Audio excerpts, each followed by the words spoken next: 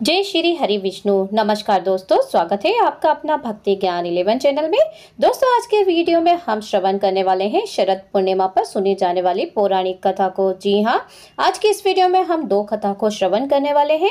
शरद पूर्णिमा को कोजागिरी पूर्णिमा व्रत और रास पूर्णिमा भी कहा जाता है तथा कुछ क्षेत्रों में इस व्रत को कौमुदी व्रत भी कहा जाता है।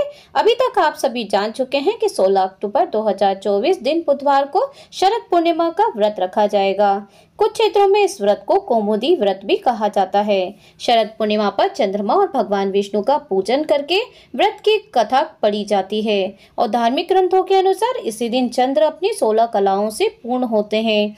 इसी दिन माता लक्ष्मी धरती पर भ्रमण करती है और खीर बनाने की परंपरा भी है। साथ ही चंद्रमा की किरणों के नीचे खीर को रखा जाता है जिससे कि अमृत छलकता है। तो चलिए आज की हम व्रत कथा प्रारंभ करते हैं। कथा के नियम के अनुसार हर बार की तरह अगर आप कथा श्रवण कर रहे हैं तो पूरा अंत तक जरूर श्रवण करिए और भगवान विष्णु और माता लक्ष्मी का ध्यान करते हुए आज की व्रत कथा हम प्रारंभ करते हैं। तो पहले कथा इस प्रकार है। एक साहूकार की दो पुत्रियां थी। दोनों पुत्रियां पूर्णिमा का व्रत रखती थी, लेकिन बड़ी पुत्री पूरा व्रत करती थी और छोटी पुत्री अधूरा व्रत करती थी। इसका परिणाम यह हुआ कि छोटी पुत्री की संतान पैदा होते ही मर जाती थी।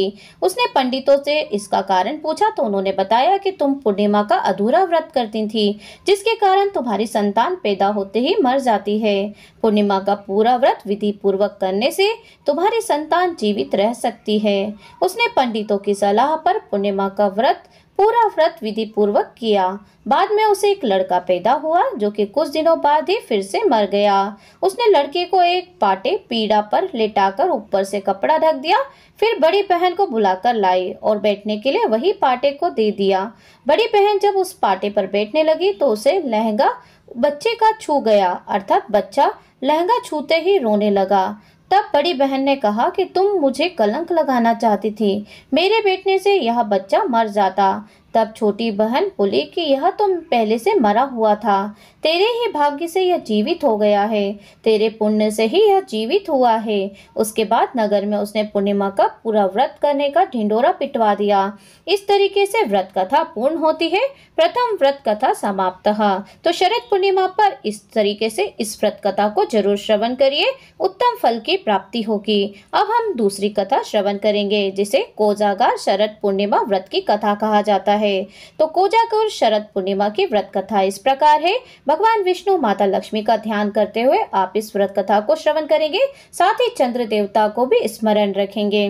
शरद पूर्णिमा पर कोजागिरी व्रत की कथा के अनुसार मगध देश में वलित नामक एक गरीब ब्राह्मण रहता था। यूं तो वह अनेक विद्याओं का गाता था तथा नित्य ब्रह्म मुहूर्त में स्नान त्रिसंध्या आदि करता था, किंतु आर्थिक रूप से वह अत्यंत ही निर्धन था। यदि कोई उसके घर आकर कुछ दान दे जाए तो स्वीकार कर लेता था, अन्यथा वह किसी से कुछ भी नहीं मांगता था। उसकी पत्नी कलह प्रिय थी, इसी कारण ज्ञान का धनी होने के बावजूद वह निर्धन था। वह पत्नी प्रतिदिन इस बात को लेकर कलह करती रहती थी कि उसका विवाह यदि धन संपन्न परिवार में होता तो उसको स्वर्ण आभूषणों से सजी धजी घूमती रहती। उसकी पत्नी अत्यंत ही रिश्तेदारों के समक्ष भी उस गरीब ब्राह्मण के कुल एवं विद्या का तिरस्कार करती रहती थी। खास बात यह है कि उसने यह प्रण ले लिया था कि जब तक वह धनवान नहीं होंगे तब तक वह पति के हर आदेश के विपरीत ही कार्य करेगी। एक दिन तो उसने अपने पति से राजा के यहाँ से धन चोरी कर लाने को कहा था तथा ऐसा न करने पर आत्महत्या देने की अर्थात करने की चेतावनी दे डाली थी। फिर वह एक बार श्राद्ध पक्ष में श्राद्ध हेतु आवश्यक सामग्री उपलब्ध नहीं थी, परंतु ब्राह्मण इस बात को लेकर चिंतित था कि उसकी पत्नी उसे घर में श्राद्ध आदि कर्म नहीं करने देगी। तब वह मन ही मन विचार ही कर रहा था कि उसका एक मित्र अचानक से वहां आ गया। वलिद ने चिंता समझकर मित्र से बोला कि यह तो कोई समस्या नहीं है, यदि तुम्हारी पत्नी जो तुम कहते हो उसका उल्टा ही काम करती है तो तुम उससे जो भी कार्य करवाना चाहते हो तो उसकी विपरीत कार्य करने को कहोगे तो तुम्हारी परेशानी दूर हो जाएगी। इतना सुनते ही ब्राह्मण वलिद हर्षित हो चुका। अर्थात फिर ब्राह्मण ने अपनी पत्नी से कहा कि हे चंडी, परसों मेरे पिता का श्राद्ध है, किंतु उन्होंने मेरे लिए किसी प्रकार की धन संपत्ति आदि नहीं छोड़ी है। जिसके कारण आज मुझे यह दिन देखना पड़ रहे हैं। अतः तुम उनके श्राद्ध की कोई व्यवस्था मत करना और भोजन के लिए श्रेष्ठ ब्राह्मणों को न्योता भी मत देना। ब्राह्मण के वचन सुनकर उसकी पत्नी ने उसके कथन से विपरीत करने की तैयारी प्रारंभ कर दी। पति कथन के अनुसार का उल्टा करने की धुन में पत्नी ने विधि विधान से श्राद्ध क्रम संपन्न कराया और श्राद्ध के अंत में पिंडदान करने के पश्चात ब्राह्मण ने पत्नी से कहा कि तू पिंडों को जल में प्रभावित करना भूल गई है। इतना सुनते ही उसकी पत्नी ने पिंडों को सोच के कूप में डाल दिया। इस घटना से वलित अत्यंत क्रोध में आकर वलित ने अपने घर से माता लक्ष्मी को प्रसन्न करने का संकल्प निकल पड़ा। उसने प्रण लिया कि जब तक वह माता लक्ष्मी उस पर कृपा नहीं करेगी तब तक वह निर्जल जंगल में ही निवास कर कंदमूल आदि का सेवन करेगा और घर नहीं लौटेगा। लक्ष्मी जी को प्रसन्न करने के लिए उसने 30 दिनों तक धर्मा नदी के तट पर बैठकर तप किया और उसी बीच आश्विन माह की पूर्णिमा आ गई। जब जंगल में उस दिन वन में काली नाग के वंश की कन्याएं श्री लक्ष्मी जी का व्रत कर रही थी तो उन नाग कन्याओं ने पंचामृत रत्न तथा दर्पण आदि अर्पित कर देवी लक्ष्मी का श्रद्धा पूर्वक पूजन किया। प्रथम पहर पूजन में व्यतीत हो गई।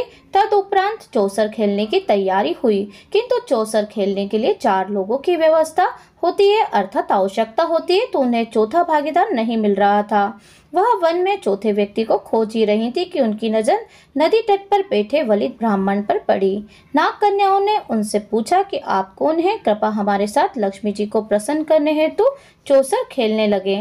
ब्राह्मण ने उत्तर दिया कि आप कैसी अनुचित बात कर रही हैं? चौसर यानी जुआ खेलने से लक्ष्मी का क्षय व धर्म का नाश होता है। कन्या ने कहा कि आप क्या बोल रहे हैं? पंडितों की भाषा है किंतु आपके विचार मूर्खों जैसे हैं। इतना कहकर वह ब्राह्मण को अपने साथ मंदिर ले गई थी और उसको प्रसाद और नारियल पानी प्रदान किया। तत्पश्चात माता लक्ष्मी प्रसन्न हो ऐसा बोलते हुए ब्राह्मण के साथ जुआ खेलना आरंभ कर दिया। सर्वप्रथम नाग कन्याओं ने दांव पर अमूल्य रत्न लगाए किंतु ब्राह्मण के पास कुछ भी नहीं था। इस कारण सर्वप्रथम उसने अपने लंगोट दांव पर लगा दी जिसे वह हार गया। तत्पश्चात उसने अपने जनेऊ को दांव पर लगा दिया किंतु वह भी हार गया। अब कोई अन्य वस्तु न होने पर ब्राह्मण ने अपनी देह को भी दांव पर लगा दिया था। अब ब्राह्मण के पास कुछ भी नहीं बचा था। इसी बीच मध्यरात्रि हो गई और देवी लक्ष्मी भगवान विष्णु के साथ संसार में भ्रमण करते हुए वहां से गुजरी।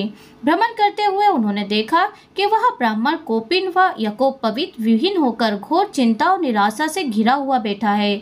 यह देखकर श्री हरि विष्णु ने लक्ष्मी जी से कहा कि आपका व्रत करने वाले ब्राह्मण की ऐसी दुर्दशा क्यों है?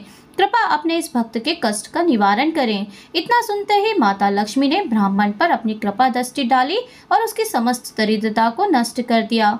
लक्ष्मी जी की कृपा होते ही ब्राह्मण का रूप कामदेव के समान हो गया और उसका ऐसा रूप देखकर नाग कन्याओं ने उससे कहा कि हे प्रियवर, हमने तुम्हें जीत लिया है, इस कारण से अब तुम हमारा पति बनकर रहना होगा। ब्राह्मण को यह प्रस्ताव स्वीकार करना ही था क्योंकि वह अपने ध्येय भी हार गया था। ब्राह्मण ने सभी कन्याओं से गंधर्व विवाह किया था तथा नाना प्रकार के रत्नों के साथ वापस अपने घर के लिए निकल पड़ा। वापस उसने अपने घर पहुंचने पर ब्राह्मण ने सकारात्मक सोच रखी जिसके चलते उसका ऐसा मानना था कि उसकी पत्नी के तिरस्कार के कारण ही उसका भाग्य परिवर्तित हुआ है।